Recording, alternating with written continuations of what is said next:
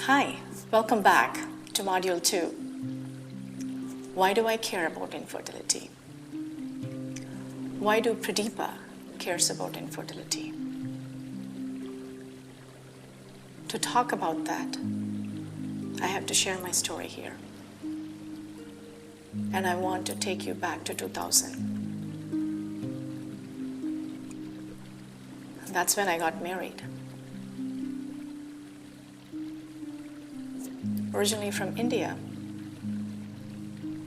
In 2000 September, I actually came to New York, Long Island, to be exact. Life was good, a lot of fun, a lot of joy. A couple of years passed by.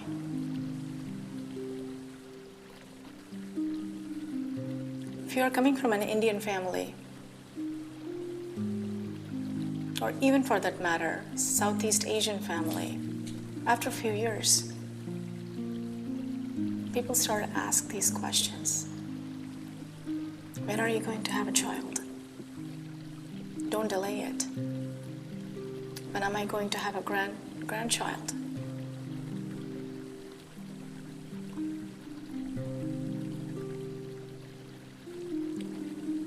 And I did get pregnant. Finally in 2006. I was very happy. Over the moon. It took a while, but finally we did it.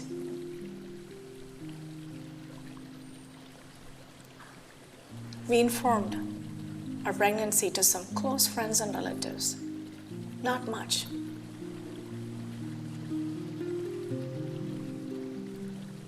Little I knew at that time, this pregnancy is going to change my life forever. And it did change. After 11 weeks, I miscarried the baby.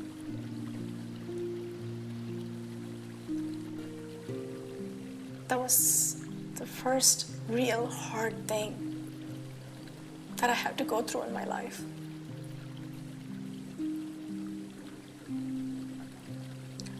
I was in so much grief, so much pain. And I still remember those days after the miscarriage happened. Every morning, I used to get calls from my parents back in India and my mom-in-law from back in India.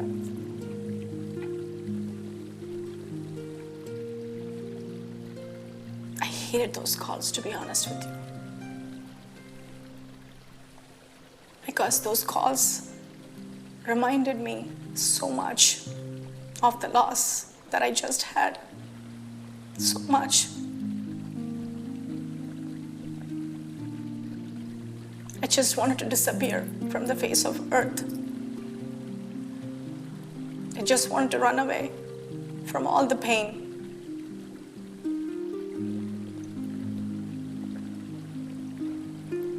I was in grief.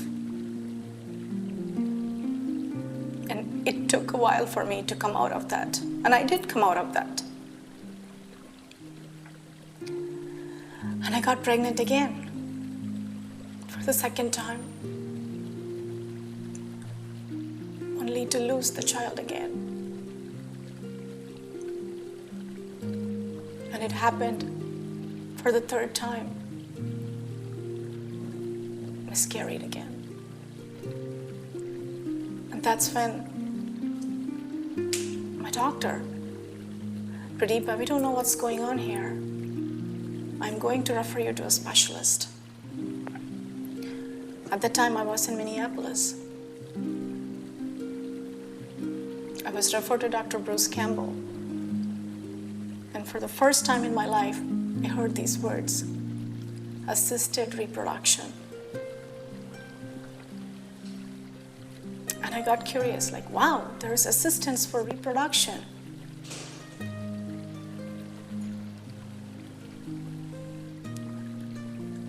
there was a little bit of hope for me there. Maybe this doctor can help me.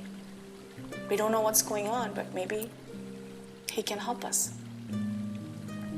But then there was also, wow, this is something that I can't do without assistance. I need assistance for reproducing. But I'm a person who just doesn't give up, and I don't give up easily. So we went and met Dr. Campbell. He's such a wonderful person. I still remember him. So he gave us all the protocols. Some of the initial treatments didn't work. And then we were put on some of those little bit more rigorous treatments. The first one they start you on is called IUI, which is intrauterine insemination. If you are going through fertility journey, you may have heard about it or you may have been experiencing it right now in your lives. 3 of them, back to back failures. Then we got together again with Dr. Campbell, and he suggested, Pradeepa, I don't want to try IUIs anymore with you guys. We should go to IVF, in vitro fertilization.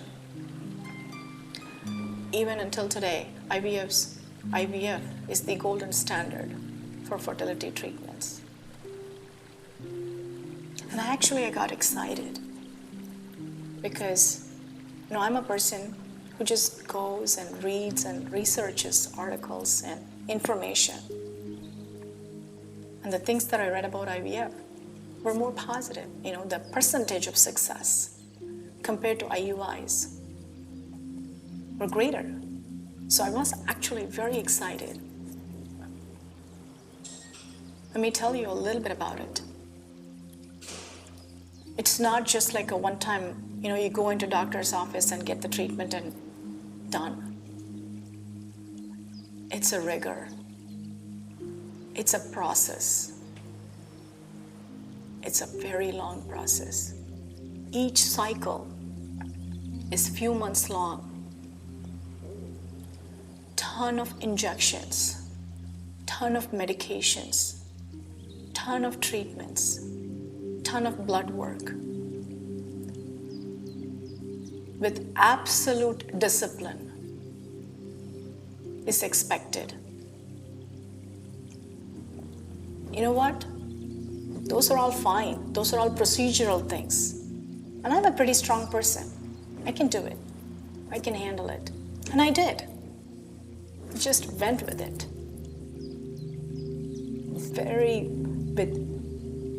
With so much optimism, so much hope. I was just going through that journey. All the things happened. This is the day. The morning, I have to go give my blood work. And in the afternoon, doctor will call me and tell me that I'm pregnant. That's the day. This is my day. And I still remember that day. I just couldn't sleep the previous night because I was super excited. I got really early in the morning because I typically go to these treatments before I go to work. I was up at 5, got dressed, got ready, and I was the first person when they opened up the clinic to give my blood. I was that eager. I was that committed. Gave my blood, came to work. Actually, I was pretty distracted that day. I still remember I used to have a BlackBerry phone back then. And I used to look at my phone. Is my doctor calling? Is my doc? I know that he would typically call only in the afternoon, but just what if, right? What if he just got the results sooner and he just wanted to tell me sooner, Pradeepa, you're pregnant. Congratulations. This worked. So I was just so distracted looking at my phone a whole day. Late in the afternoon, for whatever reason, I just missed the phone call. I saw the voicemail waiting. I recognized the phone number, because it's the clinic's number and I had called the clinic so many times, so I kind of know it by heart. So with I don't know what my emotion was at that time. It's so much curiosity. It's just putting the phone just to listen to Dr. Campbell's voice. What does he have to say? And as I'm hearing the message, the first thing that I heard was, Pradeepa, we're very sorry. This treatment didn't work. You're not pregnant. And as I'm hearing that, I saw my phone falling down from my hand. Literally, it fell down. Tears were flowing. I couldn't stop it. It was unstoppable. Because I thought this was my day. Turned out it was not. Then I realized I was at the workplace. Just picked up my phone, wiped my tears fast, ran to the desk, grabbed my bag, and just left. The colleague who was sitting in the next cube, he kind of looked at me like, what's going on? And I just ran to my car. I just didn't want to be there. My first IVF failure. Even after I gave myself completely to that process.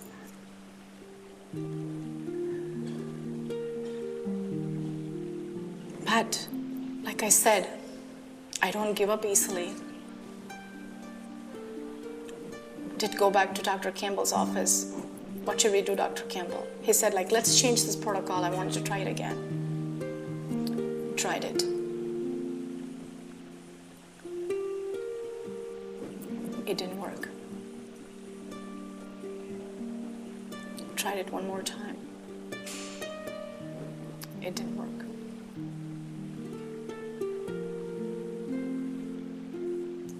First to second to third to fourth to fifth to sixth to seventh to eighth.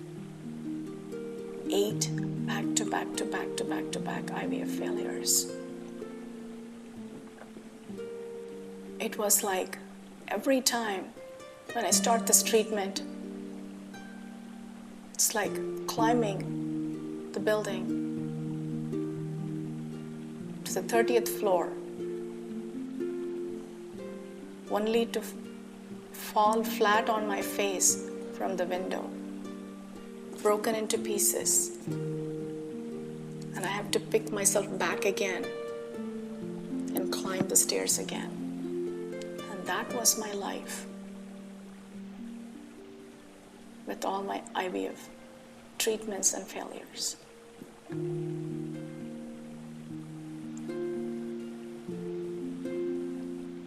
I just gave it all in. With all the medications and injections, it affected me physically. With all the hormones and all the losses and all the failures, it affected me emotionally and mentally. And it affected me spiritually quite a bit too.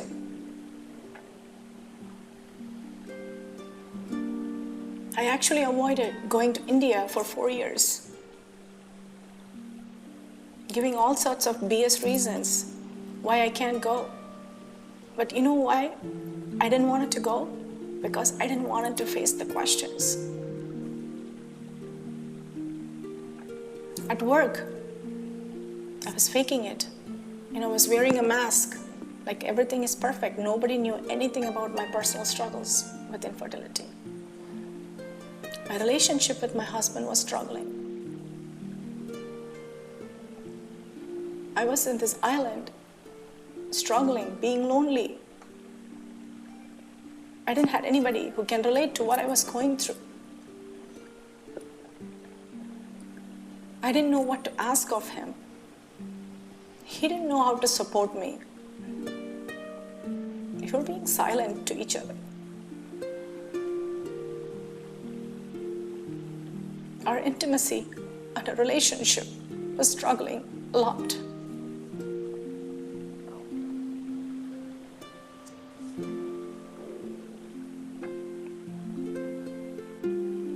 was so lonely. It was so hard. I was in so much pain. I was desperate. I was jealous. People around me were getting pregnant. All my friends, family members who even got married after me, they were all getting pregnant, having baby showers and birthday parties.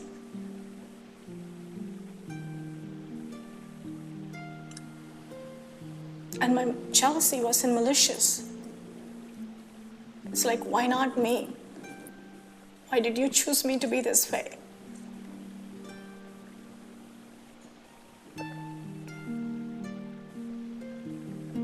That was my life for 8 years. You know what the frustrating part about my infertility journey is? I went through all the possible tests and available tests and procedures there is to have. The only thing that they didn't do is cut open my body. My life completely changed. After the 8th failure, with 4 different doctors, my husband even suggested, like, Deepa, let's go for one more. Until then, I never said this. But then I told my husband, no, I wanted to stop. I can't do this anymore. He respected my decision. And we did go into the route of adoption. That's the path that we chose. So we started the paperwork immediately after that.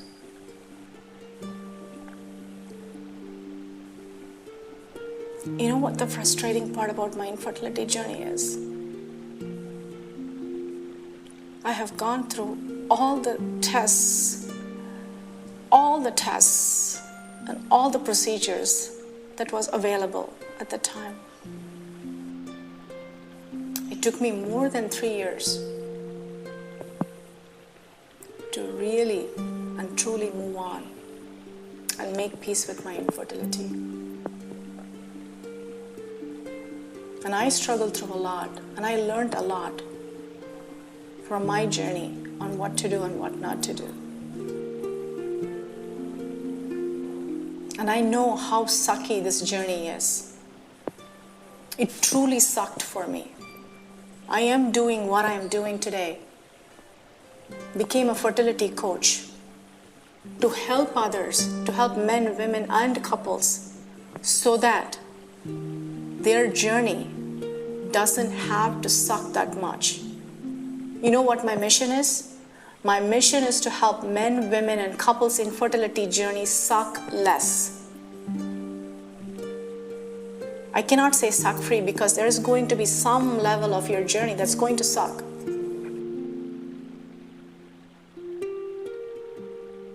I do have a silver lining on my story. We actually adopted our son, Kartik. He will soon be 6. He came into our lives 2 years ago.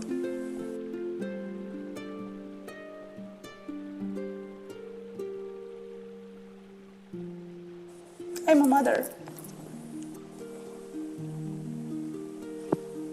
He truly changed me for the better.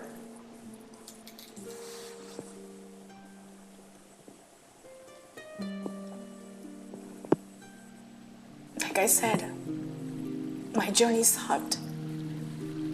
And when I was going through my journey, I was just going and going and going, not stopping for a minute and thinking or reflecting. Never. I never did that. I never dreamed about my ideal journey. I never dreamt it. But you know what? No matter where you are in your journey today, whether you are starting or whether you are in the middle, or whether you are an IVF veteran like me, wherever you are in this journey, I want you to take a moment and dream your ideal journey.